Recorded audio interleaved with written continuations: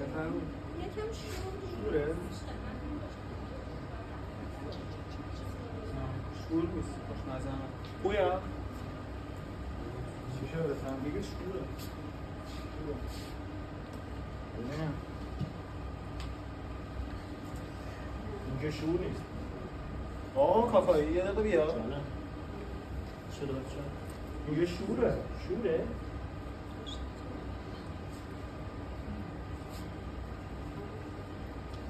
نه خواهیم چرا علیکی بگیم کارتتون رو لطف کنیم شور نیست خیلی هم خوشمزه است درستون